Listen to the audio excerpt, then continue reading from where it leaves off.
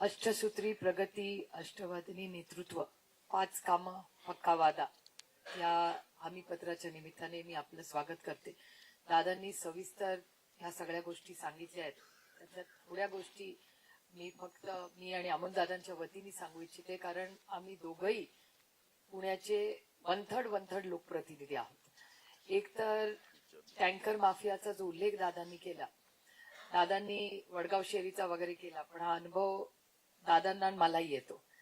मी Pune municipal corporation पासून 1 किलोमीटरवर राहते आणि ज्या बिल्डिंग मध्ये राहते तिथेही रोज टँकर येतो. त्याच्यामुळे हे काय फक्त बाहेरच्या गावांपुरतं सीमित नाही, पण पाण्याचा हा प्रश्न किंवा टँकर माफियाचा इश्यू हा शहरातही वाढत चाललेला आहे. त्याच्यामुळे त्याच्याच जातीने लक्ष घालून मार्ग काढणे.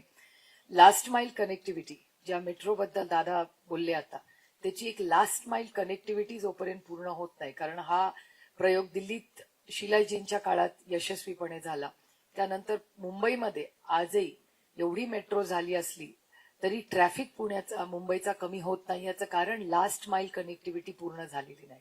त्यामुळे दादांनी जो उल्लेख केला की आम्ही मेट्रो यशस्वीपणे चालू, याची लास्ट माइल कनेक्टिव्हिटी आम्ही पूर्णपणे कटिबद्ध आहोत की पहिल्या 3 ते 6 महिन्यात प्रत्येक स्टॉपचं काम पूर्ण झाल्या लास्ट माइल कनेक्टिव्हिटी जी गरजेची असते त्याच्या जातीने लक्ष घालून त्याचा प्लॅन आमचा पूर्णपणे तयार आहे.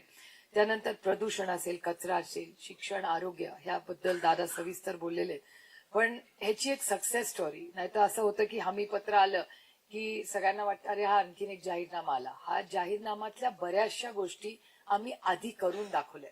म्हणजे बारामती लोकसभा मतदारसंघाचं खडकवासल्याचं उदाहरण तुम्हाला सांगते. धनकवडीत विशाल तांबे इथे बसलेले, दत्ता येतातच आहे आता, तर उदाहरण तुम्हाला एका वॉर्डचे देते. दत्ताचा वॉर्ड बघा किंवा विशालचा वॉर्ड बघा.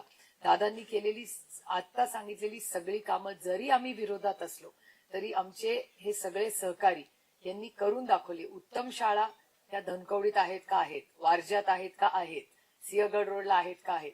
तर चांगल्या शाळा, चांगल्या आरोग्य सेवा, म्हणजे एक सोनोग्राफी करायला हजारो रुपये लागतात. आम्ही काही शे पण नाही, सिंगल डिजिट मध्ये दत्ता धनकवडेंच्या वॉर्डमध्ये आज सोनोग्राफी होते, एक्सरे होतो. त्यामुळे अफोर्डेबल शिक्षण, अफोर्डेबल या सगळ्या आरोग्य सेवा, या सगळ्या प्रदूषणावर ऑलरेडी आमच्या या सगळ्या भागात, माझ्याही भागात आणि अमोलदादांच्या भागात काम चालू आहे.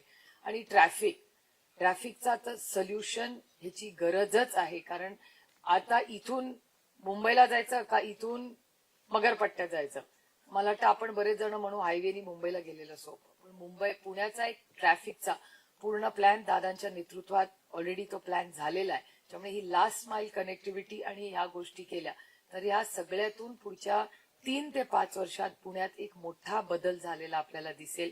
एक छोटासा शेवटचा मुद्दा की अनेक सोसायटीजनी सोलरचं काम अनेक ठिकाणी सुरू केलेलं आहे. तर ह्याही गोष्टीचा की जास्तीत जास्त पर्यावरणाचा समतोल ठेवण्यासाठी सोलर कुठल्या सोसायटीजमध्ये, आम्ही हवेलीच्या काही भागांमध्ये, त्या भागामध्ये काही सोसायटीजनी काही केंद्र सरकारच्या काही स्कीम्स आहेत त्याच्या माध्यमातून सोलर करून त्यांच्या सोसायटीचा खर्च खूप कमी झालेला आहे.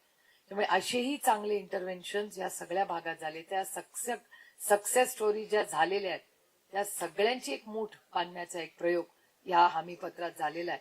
त्यामुळे ह्या सगळ्या गोष्टी होऊ शकतात का, तर जरूर होऊ शकतात. त्याच्या मागे फक्त इच्छाशक्ती असली पाहिजे आणि ती इच्छाशक्ती आज व्यासपीठावर सगळ्यांची आहे. या सगळ्या हमीनामाला आम्ही कटिबद्ध आहोत. कारण का पुणे या देशातलं, राज्यातलं नाही, पुणे देशातलं सगळ्यात महत्वाचं शहर आहे. फास्टेस्ट ग्रोईंग जी शहर आहेत त्याच्यात पुण्याचं एक महत्वाचं योगदानी आहे महाराष्ट्राच्या इकॉनॉमीमध्ये, देशाच्या इकॉनॉमीमध्ये. त्यामुळे पुणे हे स्वच्छ, सुंदर आणि सुरक्षित असलंच पाहिजे आणि याच्यासाठी आज सगळा हे हमीपत्र आहे. आपण आज सगळे आला व्यासपीठावर, सगळे आमचे सहकारी, पदाधिकारी आणि मित्रपक्ष हे आले, त्यांचं मी मनापासून आभार मानते. आणि आपण सगळे आला त्याबद्दल आणि नवीन वर्षाच्या आणि संक्रांतीच्या आपल्याला मनापासून शुभेच्छा देऊन आपली रजा घेते. जय हिंद, जय महाराष्ट्र, जय आघाडी.